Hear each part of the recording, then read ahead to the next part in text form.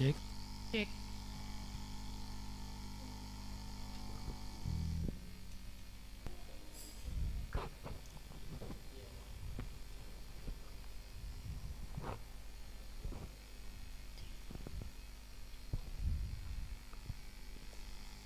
Shalom Bapak Ibu, selamat datang, selamat beribadah, dan kami juga ingin menyapa untuk para pemirsa yang ada untuk menghadiri ibadah pada pagi hari ini.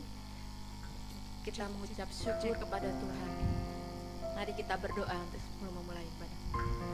Bapa, terima kasih Yesus, terima kasih kami mengucap syukur kepadamu ya Tuhan buat pagi hari ini ya Bapa. Kami boleh datang ya Tuhan. Kami ingin memberikan yang terbaik untuk-Mu ya Tuhan. Biarlah setiap kerinduan hati kami Engkau puaskan ya Bapa. Terima kasih Yesus, terima kasih. Bertahtalah di atas setiap puji-pujian kami ya Tuhan. Hanya di dalam nama Tuhan Yesus Kristus kami ucap syukur kepadamu ya Bapa buat pagi hari ini ya Tuhan. Haleluya. Amin. Ajari kami untuk mengucap syukur kepadamu ya Tuhan atas segala keadaan dalam hidup kami ya Bapa. Terima kasih Yesus, terima kasih.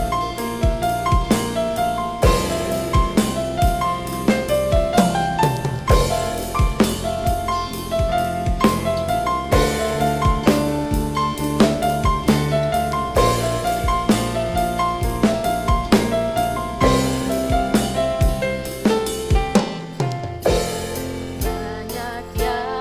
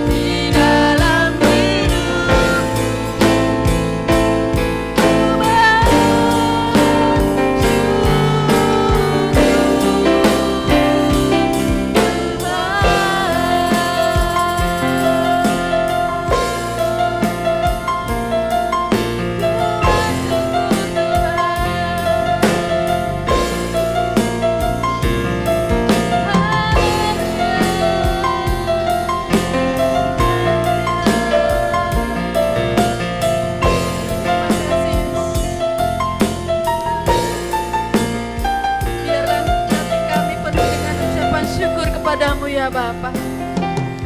Haleluya Yesus. Ku bersyukur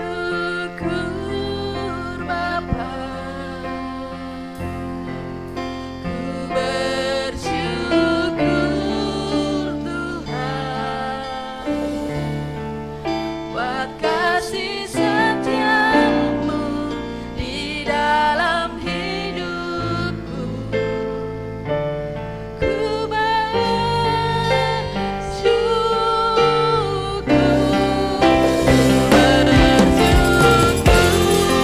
Bapa. Ku bersyukur Tuhan buat kasih setiamu di dalam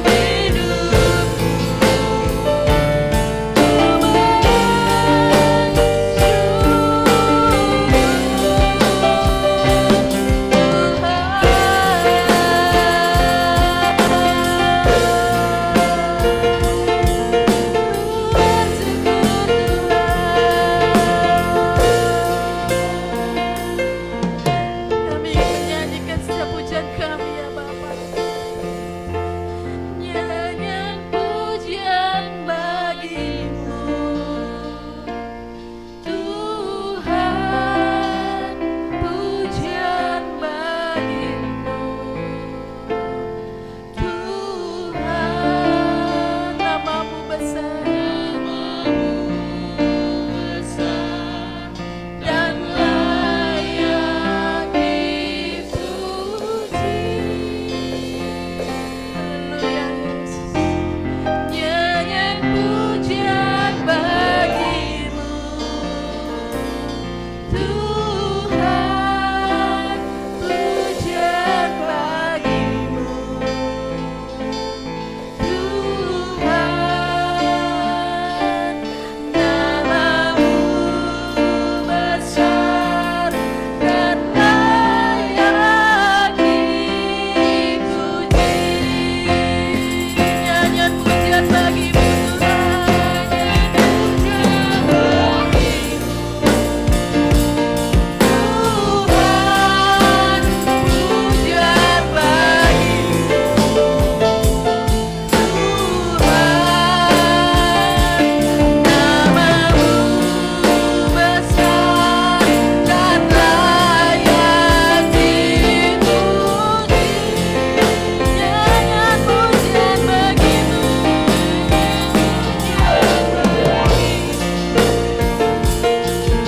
Tuhan, pujian bagimu Tuhan, namamu besar dan layak dipuji. Namamu besar, namamu besar dan layak dipuji. Namamu besar, namamu besar dan layak dipuji.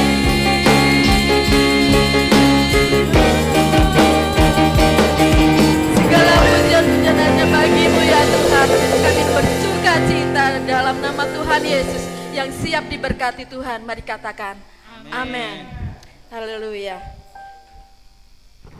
Sebab Tuhan kita ajaib. Haleluya Yesus. Amin. Mari kita bangkit Bapak Ibu. Mari kita bersuka cita di hadapan Tuhan. Haleluya Yesus. Ajaib, sungguh ajaib. Sungguh ajaib kuasanya bagiku. Ajaib, sungguh ajaib anugerahnya dalam hidupku. Ajaib, sungguh ajaib kasih Yesus bagiku. Betapa heran ku menyaksikan perbuatannya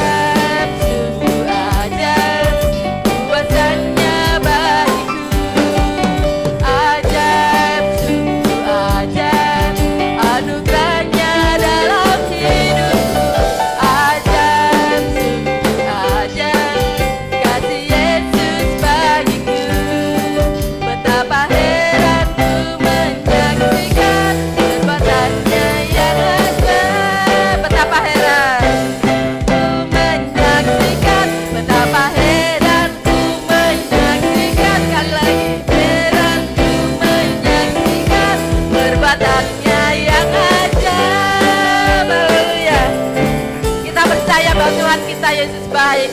Amin Bapak Ibu. Mari, Tuhan Yesus baik. Tiada berkesudahan kasih setia Tuhan bagi hidup kita. Haleluya. Amin.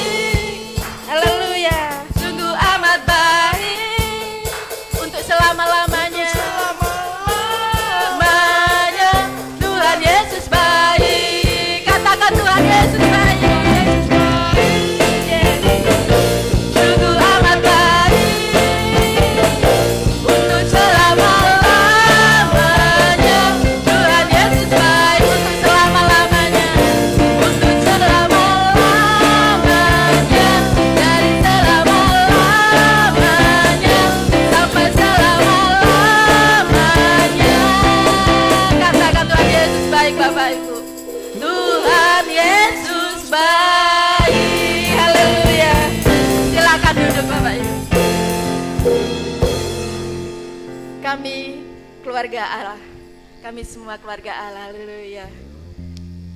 Terima kasih Yesus.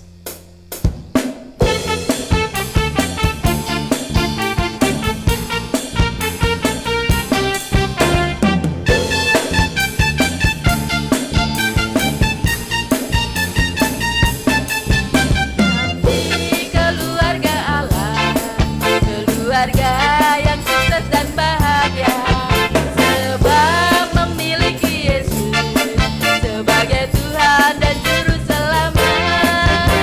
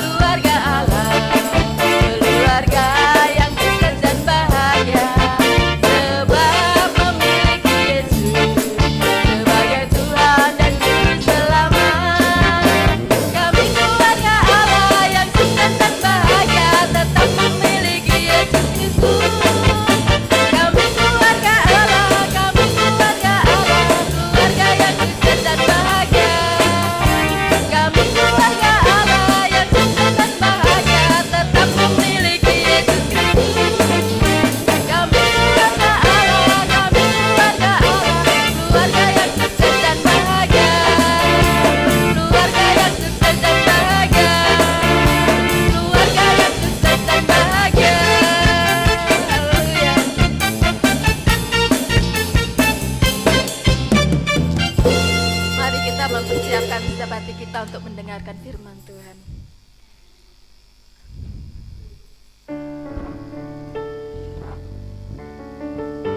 Kami percaya ya Tuhan, kami mempunyai Tuhan yang besar.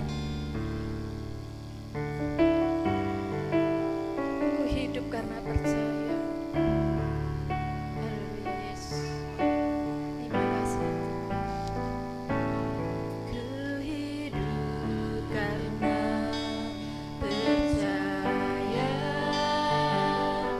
Kau yang berjanji setia, mengharap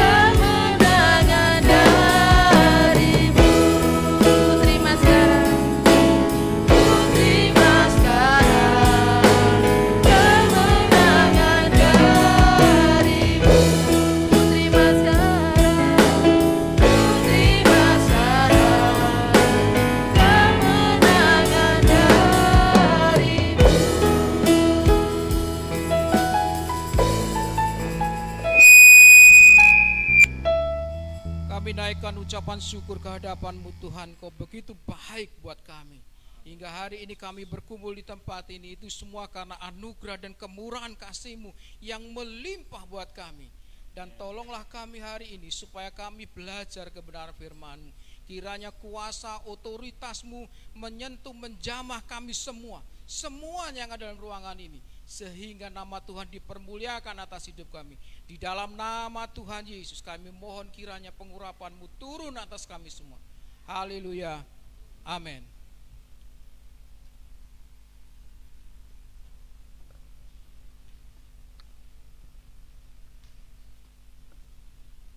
Shalom Bapak Ibu. Saya percaya kita semua dalam kondisi sehat ya.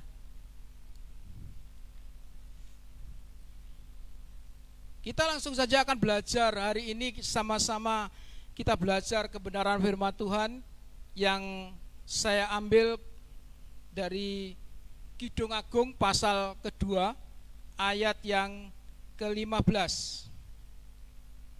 Kidung Agung pasal yang kedua ayat yang ke-15.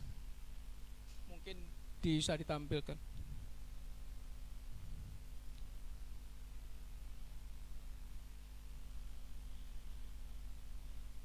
Kidung Agung pasal kedua ayat yang ke-15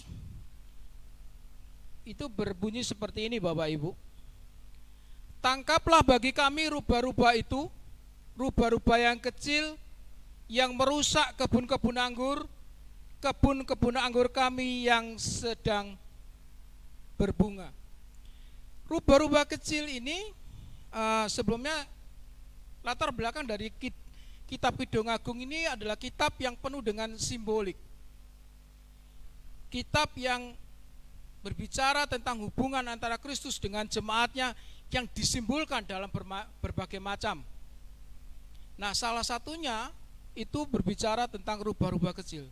Rubah-rubah kecil ini di Israel, literatur yang saya baca itu memang hama. Jadi dia memang betul rubah-rubah ini bentuknya kecil. Kalau mungkin kita di sini tuh melihatnya seperti tupai gitu ya. Itu merusak tunas, memakan bakal buah. Sehingga ketika satu pohon anggur itu ada hama ini, ada tupai-tupai ini, dia lambat laun akan mengalami kematian. Hama yang saya sebutkan ini itu berbicara tentang watak dan karakter kita. Tanpa kita sadari, kita punya watak, punya karakter, punya tabiat. Ketika kita menerima Tuhan Yesus sebagai Tuhan dan Juru Selamat kita, watak dan karakter kita itu tetap ikut. Sebelum saya melanjutkan pembelajaran firman Tuhan pagi ini, saya punya satu cerita yang mungkin bisa untuk memotivasi Bapak Ibu ke depannya. Ada seorang raja yang mempunyai 4 orang istri. Dan raja ini sakit. Ketika dalam kondisi sakit, ketika dalam kondisi sakratul maut, dia panggil istri yang keempat. Istri keempat ini istri yang dia begitu cintai. Dia berikan pakaian yang indah, dia berikan perhiasan yang baik, yang indah-indah dia berikan kepada istri yang nomor 4 ini. Dia berkata, istriku, aku sebentar lagi akan meninggal. Dan aku takut untuk pergi ke akhirat sendirian. Maukah kamu menemani aku untuk ke akhirat? Istri yang keempat ini langsung berkata, maaf, saya tidak bisa menyertaimu ke akhirat. Dan dia langsung keluar dari kamar raja. Dengan hati sedih, raja ini dia memanggil istri yang ketiga. Istri yang selama ini dia bangga-banggakan, dia pamerkan ke kerajaan-kerajaan sebelah. Dan ketika istri masuk, dia berkata, hidupku tidak akan lama lagi. Maukah kiranya kamu menyertai aku di akhirat? Aku takut di akhirat sendirian. Istri yang nomor 3 ini berkata, maaf, saya tidak bisa menyertaimu. Kalau engkau mati, aku akan menikah lagi. Hati raja ini tambah sedih. Panggillah istri yang nomor 2. Dia berkata, aku bentar akan mati, aku takut akan. tinggal sendirian di akhirat, maukah engkau menemani aku? Dan istri yang kedua ini berkata, aku nggak bisa untuk menemanimu. Yang aku bisa lakukan, aku akan menghadiri pemakamanmu, aku akan menghormatimu, mengenangmu selama hidupku. Hati raja ini tambah sedih. Ketika dia bersedih, dia mendengar dari balik pintu istri yang pertama, dia berkata begini, aku yang akan menyertai engkau sampai ke akhirat. Apa dari yang bisa kita ambil dari cerita ini? Bapak Ibu, istri yang nomor 4 itu adalah tubuh kita, raga kita. Kita mendandaninya dengan pakaian-pakaian yang baik, kita memberikan perhiasan-perhiasan yang mahal. Tapi ketika kita berada di akhirat, dia tidak bisa menyertai kita. Istri yang nomor 3 itu berbicara tentang harta benda kita, kedudukan, kehormatan kita. Kita membanggakan kehormatan, kekayaan kita, kita pakai kemana-mana. Tapi pada waktu kita berada di akhirat, itu tidak menyertai kita. Istri yang nomor 2 itu berbicara tentang teman, sahabat, saudara, dan kerabat. Mereka hanya bisa mengantarkan ke pemakaman, menghormati kita. Selebihnya tidak bisa. Istri yang nomor 1 yang akan ikut sampai akhirat, itu adalah jiwa kita. Jiwa kita yang selama ini dia sebagai istri yang nomor 1 dia abaikan, tidak pernah dirawat. Ketika istri yang nomor 1 dia berkata, aku akan menyertai engkau ke akhirat, dia kaget seraja ini. Karena selama ini dia membiarkan istri yang pertama ini, dia tidak pernah memberikan yang terbaik, tidak pernah menyayanginya, tidak pernah merawatnya.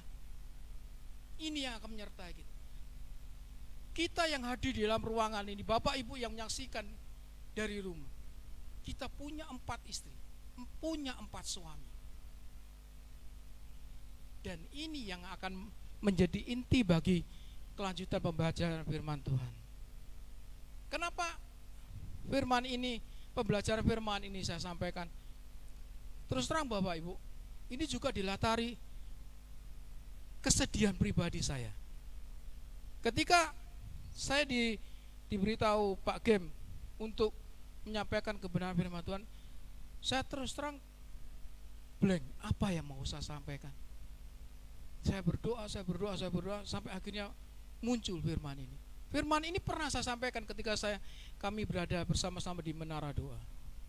Kita akan lihat satu tokoh di Alkitab yang dia tidak pernah merawat kejiwaannya, sehingga dia mengalami hal yang tragis, jauh dari kasih karunia Tuhan. Kita belajar dari Saul. Kita buka 1 Samuel pasal yang ke-10 ayat yang pertama.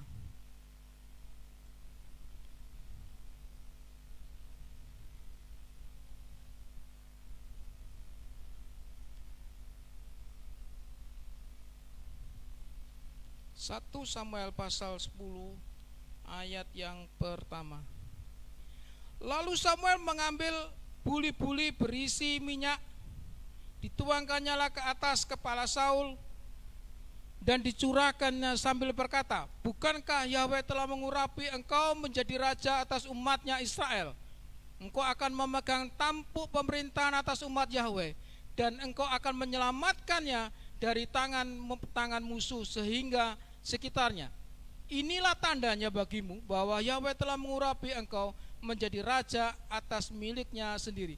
Bapak Ibu bisa baca di rumah nanti kelanjutan dari cerita Saul ini. Menarik sekali.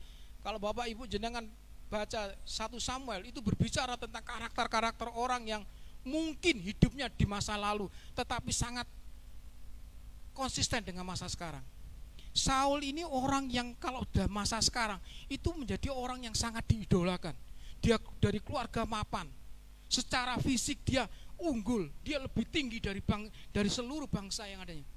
Ketampannya begitu tampan, betul-betul menjadi idola.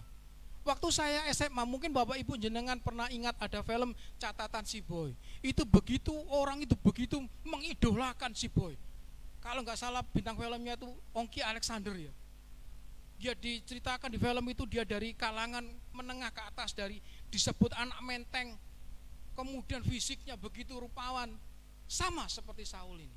Saul ini dari keluarga yang mapan, secara fisik dia luar biasa tampan, dan punya hoki yang besar. Dia terpilih sebagai raja pertama Israel, dan keterpilihannya itu bukan secara fisik manusia.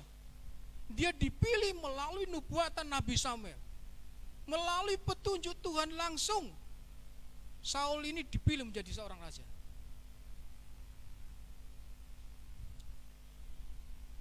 Kalau kita boleh milih, mungkin kita seperti Saul, ingin seperti Saul.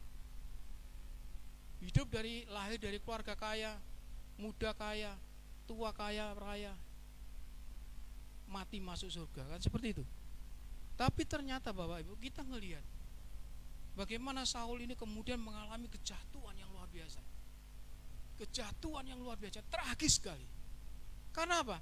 Ketika dia dipilih menjadi raja atas bangsa Israel, dia punya sifat, punya watak, punya karakter yang tidak pernah terselesaikan. Dan itu terbawa sampai dia menjadi seorang raja. Kita akan belajar sama-sama. 1 Samuel 13 ayat yang ke-9 sampai ke-12. 1 Samuel 13 ayat 9 sampai yang ke-12. Saya bacakan Bapak Ibu. 1 sampai, sebab itu Saul berkata, bawalah kepadaku korban bakaran dan korban keselamatan itu. Lalu ia mempersembahkan korban bakaran itu. Baru saja ia habis mempersembahkan korban bakaran, maka tampaklah Saul datang. Saul pergi menyongsongnya dan memberi salam kepadanya. Tetapi kata Samuel, apa yang telah kau perbuat? Jawab Saul, karena aku melihat rakyat itu berserak-serak meninggalkan aku, dan engkau tidak datang pada waktu yang telah ditentukan, padahal orang Filistin telah berkumpul di Mikmas.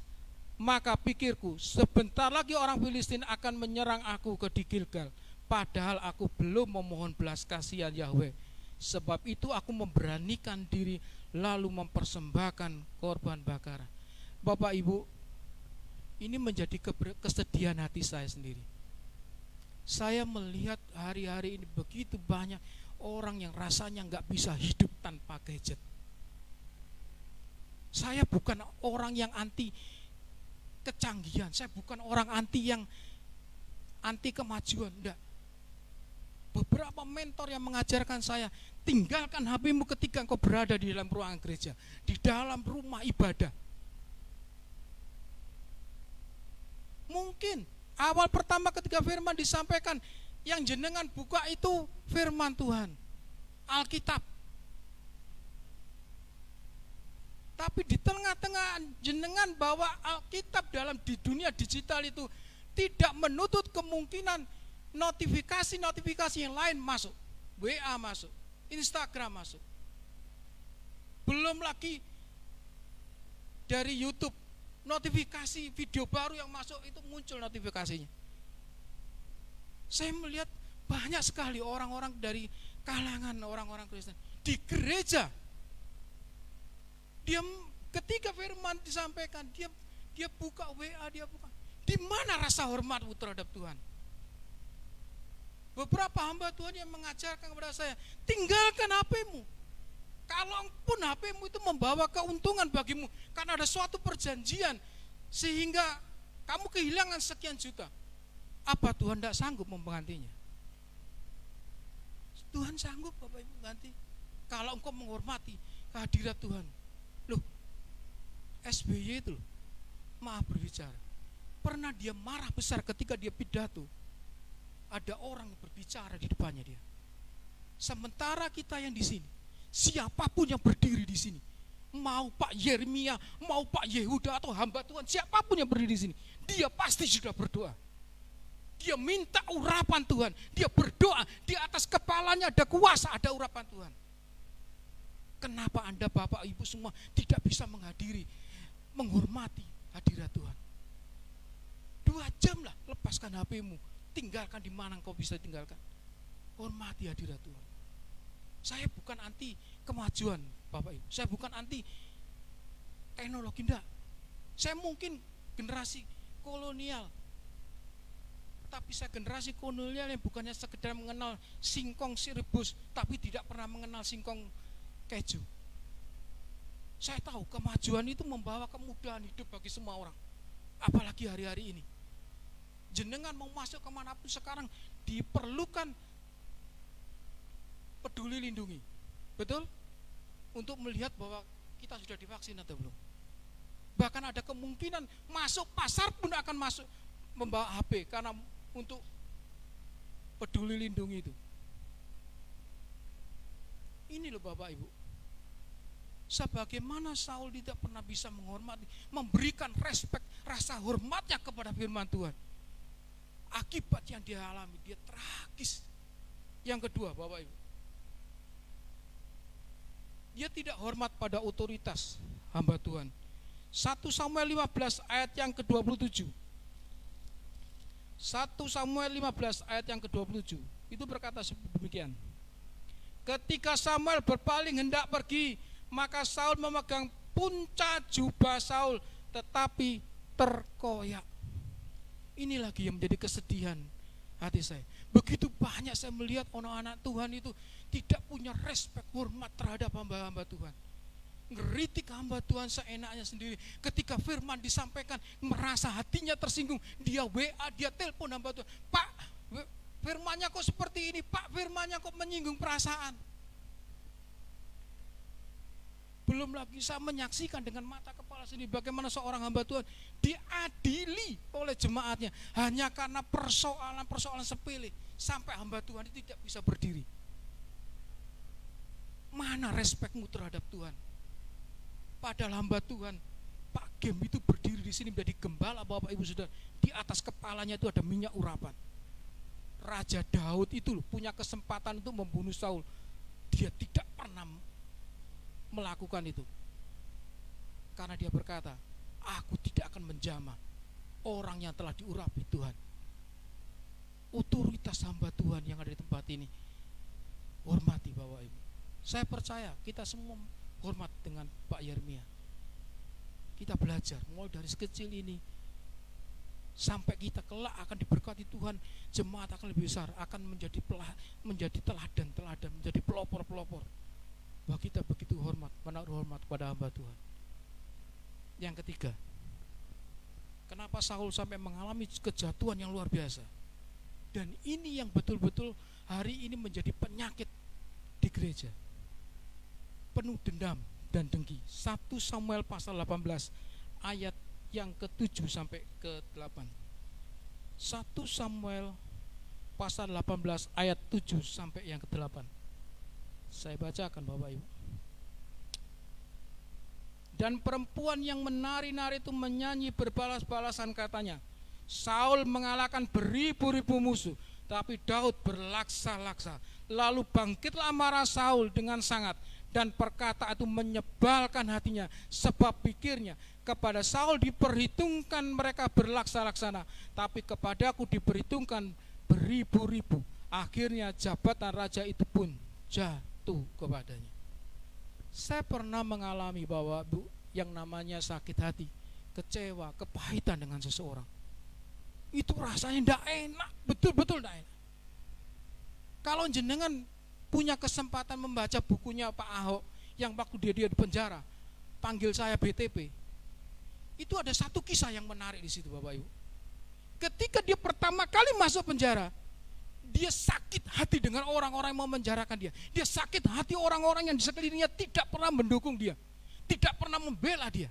Seakan-akan dia sendirian masuk penjara. Dia mengalami sakit hati, kepahitan yang luar biasa, sampai tidak bisa tidur. Tensinya, dia sebetulnya tidak punya tensi yang tinggi, tapi pada waktu tensinya menjadi tinggi, badannya sakit semua. Sampai seorang polisi di Makobrimob itu menyarankan begini, Pak, kalau kami malam itu tidak bisa tidur, kami lari-lari lapangan, kami push up. Itu dilakukan Pak Ahok, dia lari-lari keliling lapangan, dia push up supaya dia bisa tidur. Tapi nyatanya malam itu dia tidak bisa tidur. Sampai dia merenungkan, dia berkata, oh iya, hatiku penuh dengan kepahitan. Dia berkata, dia berteriak sama Tuhan, tolong aku tidak mampu mengatasi hidupku sendiri. Sampai Tuhan memberikan kedamaian dalam hatinya, dia untuk bisa melepaskan pengampunan atas orang-orang yang mau menjarakan dia. Baru bisa tidur. Dan pengalaman itu dia tulis dalam bukunya. Bukunya tidak murah Bapak Ibu. Paling murah itu 750.000. Makanya jangan heran Pak Ahok waktu keluar dari penjara dia bawa uang 2 miliar. Gara-gara buku itu. Bukunya itu luar biasa. Ini menjadi keprihatinan dan kesedihan saya. Begitu banyak anak-anak Tuhan yang begitu mudah sakit hati, begitu mudah jengkel dengan hal-hal yang kecil, begitu mudah kepahitan dengan temannya, dengan saudaranya. Makanya sampai ada, kenapa sih satu gereja itu ibadahnya sampai 4 kali, 5 kali? Saya tanya itu. Alasannya gini loh. Kalau kamu kepahitan dengan temanmu, dia datang ibadah pagi, setidaknya kamu bisa datang ibadah siang. Ketemu siang lagi, setidaknya kamu bisa ibadah sore hari. Jadi tidak pernah ketemu. Oh gitu tuh alasan. Bukan itu Bapak Ibu. Kalau kita tidak pernah bisa melepaskan karakter-karakter kita yang merusak kebun anggur kita. Kita ini ibaratnya kebun anggur Bapak Ibu. Pohon anggur yang ditanam oleh Tuhan sendiri sampai Tuhan mengharapkan buahnya muncul dari kita.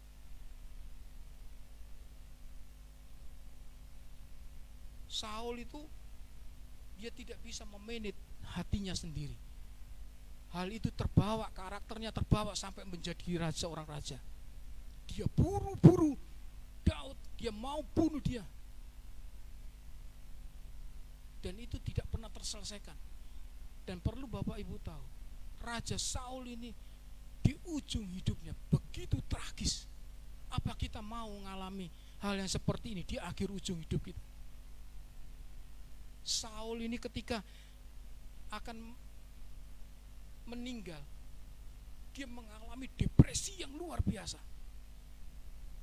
ketakutan yang luar biasa, karena dia merasakan ketidakhadiran Allah atas hidupnya. Dia tidak pernah merasakan kasih sayang Allah yang dulu dia rasakan. Sekarang saat itu dia bisa merasakan. Kenapa? Ini karena watak dan karakter jelek yang tidak pernah diselesaikan, yang tidak pernah minta pengampunan Tuhan, yang tidak pernah minta campur tangan Tuhan untuk menyelesaikannya. Saya sangat sedih sekali Bapak Ibu. Saya ngelihat banyak sekali orang begitu mudah kepahitan, sakit hati dengan temannya, dengan saudaranya. Ujung-ujungnya ngerasa. Gak ada baiknya. Saya sedih sekali melihatnya.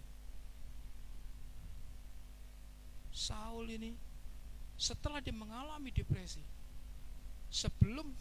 sebelumnya dia memberikan maklumat seluruh Israel, tidak diperbolehkan lagi orang ahli nujum, peramal, semuanya hal yang berhubungan dengan dunia okultisme, dia hapus semuanya. Tidak ada satupun ahli peramal, ahli nujum. Sampai pada saat dia depresi, dia menemui seorang ahli nujum yang pernah diusir dari Israel. Bayangkan. Dan di ujung hidupnya, Saul disuapi oleh hamba iblis, diberi makan oleh hamba iblis. Kenapa? Karena ini, hati kita tidak pernah beres di hadapan Tuhan. Terus bagaimana cara kita membereskan hati kita? Pertama, saya ngajarkan apa yang diajarkan Pak Gem. Ayo kita datang ke menara doa. Itu salah satu kita menundukkan hati kita. Itu salah satu cara yang paling mudah untuk kita menundukkan, merawat hati kita, merawat jiwa kita. Yang kedua, bangun tidur, usahakan 10 menit pertama hidupmu ketika engkau sadar bangun, engkau menghadap Tuhan. Serahkan hatimu. Serahkan hatimu. Saya bicara seperti ini bukan berarti saya paling sempurna, enggak. Sama, saya seperti jenengan semua, sama. punya kedagingan, punya kelemahan, punya hal-hal karakter yang tidak baik. Cuma saya mau belajar untuk menyerahkan hati saya. Setiap pagi saya bangun tidur, saya menyerahkan hidup saya. Saya berkata kepada Tuhan, Tuhan, saya tidak mampu memanage hidup saya. Saya tidak mampu memanage hati saya sendiri, tidak mampu mengatur hati saya sendiri. Saya minta anugerah-Mu, saya minta kasih karunia-Mu, saya minta urapan-Mu sepanjang hari ini supaya apa yang saya lewati. Saya melakukan kesalahan, ya, saya tetap melakukan kesalahan. Ketika saya melakukan kesalahan, saya datang kepada Tuhan, saya minta ampun. Besok paginya saya melakukan kesalahan lagi.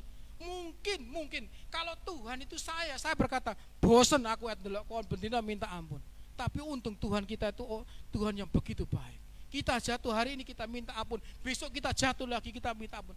Tuhan tetap mengasihi kita, asal kita mau datang dengan keadaan kita yang sesungguhnya. Kita akui kelemahan kita. Aku tidak mampu Tuhan, tanpa Engkau menolong aku hari ini, aku tidak mampu menjalani hidup ini. Karena tekanan dalam hidup ini begitu luar biasa, yang membawa kita mudah sekali menjauh dari hadirat Tuhan. Dan yang ketiga, untuk merawat jiwa kita, jangan lupa Bapak Ibu, baca Alkitab. Saya bukan sok rohani, tapi saya mau belajar hal ini. Kalau engkau tidak pernah baca Alkitabmu, engkau tidak pernah mengerti firman Tuhan yang ada di dalamnya, apakah mungkin jenengan semua Bapak Ibu Saudara punya kekuatan saat mengalami kesusahan, punya kekuatan saat mengalami tekanan hidup, punya kekuatan saat mengalami jalan buntu? Ini loh yang memberi kekuatan. Bapak Ibu ngerti tidak ngerti, baca Alkitabmu. Jangan cuma sekedar Alkitab ini jenengan bawa pada hari Minggu pulang dari gereja, jenengan letakkan dimanapun sampai berdebu, baru minggu depan kemudian datang lagi diambil diperseni. Sama-sama, saya dengan jenengan semua, saudara semua, Bapak Ibu semua, kita punya kelemahan, punya kekurangan, punya ketidakmampuan, punya watak karakter yang tidak baik. Tapi seberapa dari kita mau untuk belajar menata hati kita? Rasul Paulus mengatakan dalam Filipi pasal kedua ayat ke-14, kerjakan keselamatanmu dengan takut dan gentar. Bapak Ibu, menerima keselamatan itu bukan hal yang remeh Bapak Ibu. Karena saking mahalnya keselamatan itu, Anda semua tidak akan bisa membelinya. Tak akan sanggup memberi keselamatan. Karena saking mahalnya, Allah yang begitu mengasihi kita memberikan keselamatan itu gratis buat kita. Bukan berarti setelah kita menerima keselamatan, kita dengan pasif menerima apa adanya hidup ini. Kita lakukan apa yang menjadi firman Tuhan katakan. Kerjakan keselamatanmu dengan takut dan gentar. Takutlah dengan Tuhanmu. Jangan kau takut karena rezekimu diambil orang, karena kamu hari ini tidak bawa HP.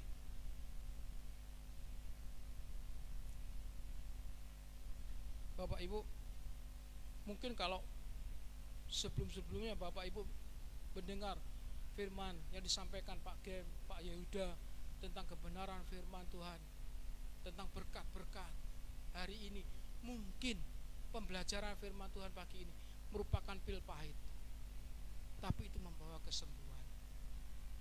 Saya tidak berpanjang lebar, saya menyerahkan selanjutnya kepada hamba Tuhan.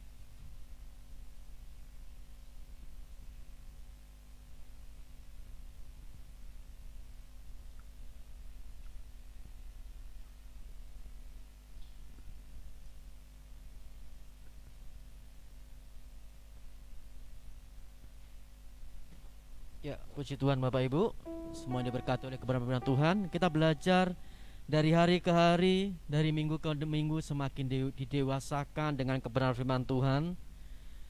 Kebenaran Tuhan itu yang memerdekakan hidup kita. Kebenaran firman Tuhan itu yang memberikan kita kekuatan. Kebenaran firman Tuhan itu yang memberikan kita damai sejahtera. Bapak Ibu yang dikasihi Tuhan, Kita bersyukur hari ini kita akan tutup ibadah kita pada saat pagi hari ini. Saya undang untuk semuanya boleh bangkit berdiri. Kita mengucap syukur kepada Tuhan, sebab Tuhan Yesus baik dalam kehidupan kita. Terima kasih Tuhan, kami mengucap syukur kepadamu atas kebenaran firman-Mu, untuk kami belajar, untuk kami semakin hari semakin didewasakan dengan kebenaran firman-Mu ya Bapa. Terima kasih Tuhan Yesus. Terima kasih Bapa. Engkaulah El Shaddai, Allah kami yang besar. Kami mengucap syukur memiliki Allah seperti-Mu, Tuhan yang hidup, Tuhan yang berkuasa. Haleluya. El Shaddai, El Shaddai, Allah Maha Kuasa, Dia besar,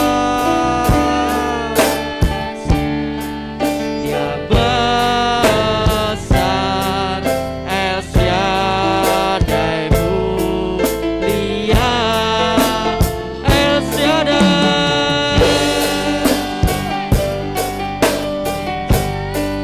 Terima kasih Bapa. Allah Maha Kuasa, berkat-Nya melimpah, melimpah. El Shaddai, El Shaddai, El Shaddai. Haleluya. Allah Maha Kuasa, Dia besar, Dia besar.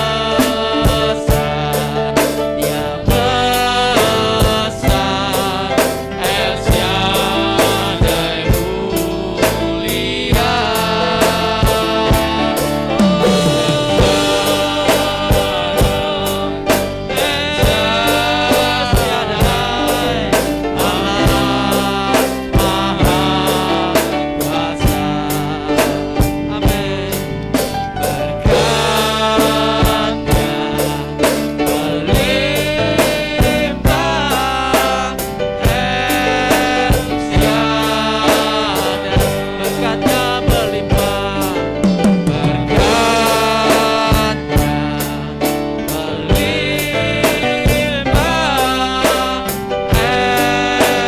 Shaddai mulia, terima kasih ya Tuhan. Terima kasih Bapa. Kami mengucap syukur Tuhan, kami boleh beribadah sampai hari ini. Itu semuanya karena kebaikan dan kemurahan Tuhan. Terima kasih buat kebenaran firman Tuhan yang telah Tuhan disampaikan oleh hamba-Mu tempat ini. Berkat rahmat, kiranya hikmat yang makrifat datang atas hamba-Mu yang telah Tuhan pilih untuk melayani pekerjaan Tuhan di tempat ini. Terima kasih Bapa yang baik. Kami mengucap syukur kepada Engkau.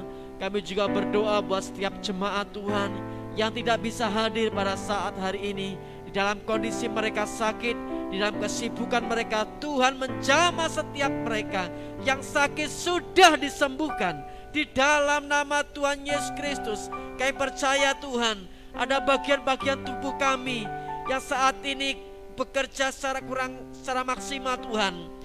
Kami percaya setiap organ-organ tubuh kami yang tidak berfungsi dengan normal, saat ini kami perintahkan di dalam nama Tuhan Yesus Kristus. Jantung, paru-paru, limpa, liver, pankreas berjalan kembali dengan baik, berjalan kembali dengan normal. Tuhan jamah di dalam nama Tuhan Yesus Kristus. Terima kasih Bapa.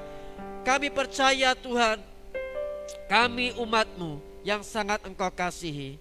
Terima kasih Bapa yang baik. Kami mengangkat kedua tangan kami membuka di hadapan-Mu, mengucap syukur atas segala kebaikan Tuhan. Kami menerima berkat-berkat rohani di dalam surga. Tuhan memberkati Engkau dan melindungi Engkau. Tuhan menyinari Engkau dengan wajah-Nya dan memberi Engkau kasih karunia. Tuhan menghadapkan wajah-Nya kepadamu dan memberi Engkau damai sejahtera. Diberkatilah engkau di kota, diberkatilah engkau di ladang, diberkatilah buah kandunganmu, hasil bumimu, dan hasil ternakmu. Diberkatilah bakulmu dan tempat adonanmu. Diberkatilah engkau pada waktu engkau masuk, dan diberkatilah engkau pada waktu engkau keluar.